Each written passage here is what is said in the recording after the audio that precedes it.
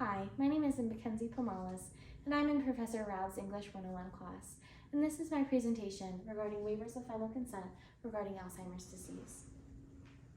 As technology and medicine advances, life expectancy increases. This does not come without the risks of old age.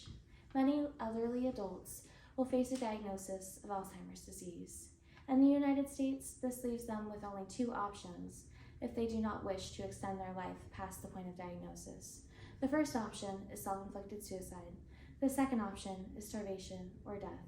This is why I am recommending that physician-assisted death laws should be expanded to include waivers of final consent regarding Alzheimer's disease in cases of Alzheimer's disease.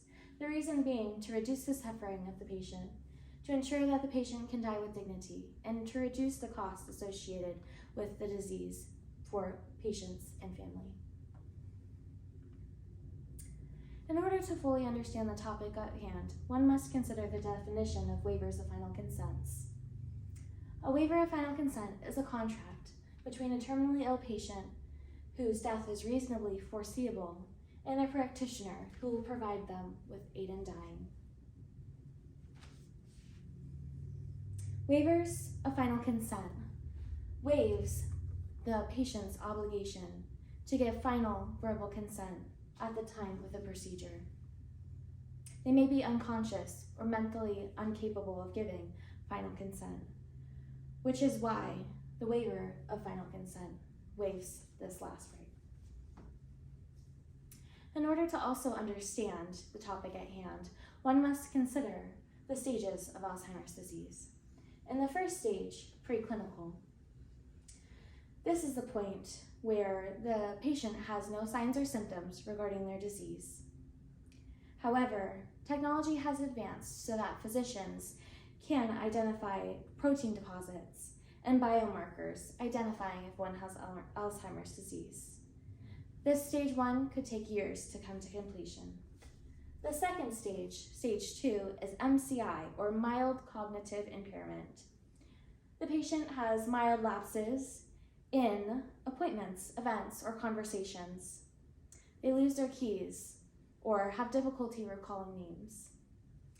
In stage 3, or mild dementia, this is typically the stage that results in a diagnosis. Doctors and families begin to take notice. The patient has loss in memory of recent events and difficulty problem solving. Stage 4, moderate dementia. This is the point where the patient will need help with self-care and daily activities. They'll become aggressive and their personality changes. They even forget their personal information, such as their address or their phone number. They also have memory lapses in the date and time. Stage 5, or severe dementia. In this stage, the patient cannot communicate logically. They have trouble going to the bathroom or eating by themselves. They can't walk or hold up their head without support. They also can't control their bowel movements or even swallow. Suffering is inevitable, but with a waiver of final consent providing help and assistance with dying, the suffering would definitely be reduced. Death with dignity laws here in the United States state that a terminally ill patient with less than 6 months to live can receive assistance by a physician to aid them in dying. However, these laws do not apply to a patient with Alzheimer's disease, as typically they live longer than 6 months.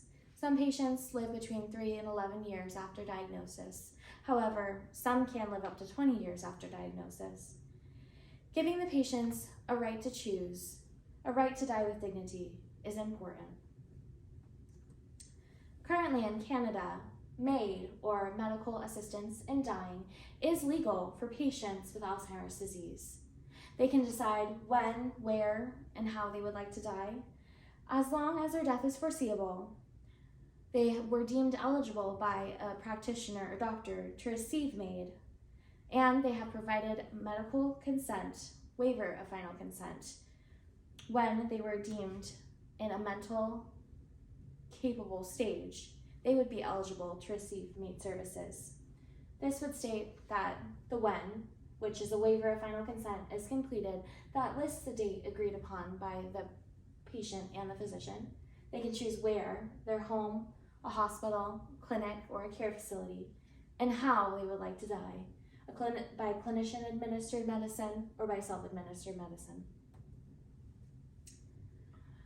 Memory care facilities are also very expensive. The average cost of a memory care facility to take care of a patient with Alzheimer's disease is $6,935 per month. Many patients would like to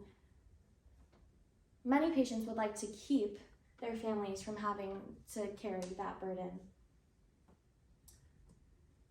In conclusion, physician aid in dying laws should be expanded in the United States of America to include waivers of final consent for the following reasons: to prevent further suffering of the patient, to ensure that the patient can die with dignity, and to reduce the costs associated with caring for the patient. Thank you so much.